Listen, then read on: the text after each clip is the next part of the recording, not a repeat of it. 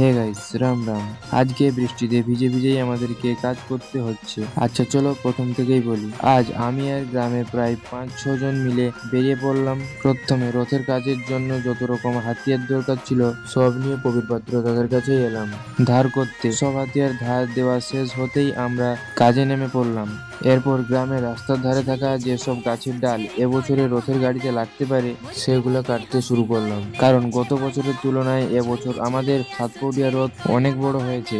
তাই রথ যাতে কোনো গাছের ডালে না লাগে সেই জন্য আগে থেকেই রাস্তা পরিষ্কার করা খুবই জরুরি ছিল। আস্তে আস্তে অনেকগুলো ডাল কেটে ফেললাম। আমাদের মকুবাবু তো যেখানে পারছে সেখানেই উঠে পড়ছে, একের পর এক ডাল কেটে দিচ্ছে। এভাবেই কাজ করতে করতে প্রায় পুরো রাস্তা পরিষ্কার হয়ে গেল, আর বৃষ্টি সেটাও থামেনি। আমরা সবাই একেবারে ভিজে গিয়েছিলাম, কিন্তু কাজের প্রতি সবার উৎসাহ একটুও কমেনি। আমাদের বিশ্বাস প্রভু জগন্নাথের আশীর্বাদে সব কাজ সুন্দরভাবে সম্পূর্ণ হবে। তো সবাই কমেন্টে একবার বলে যাবে জয় জগন্নাথ।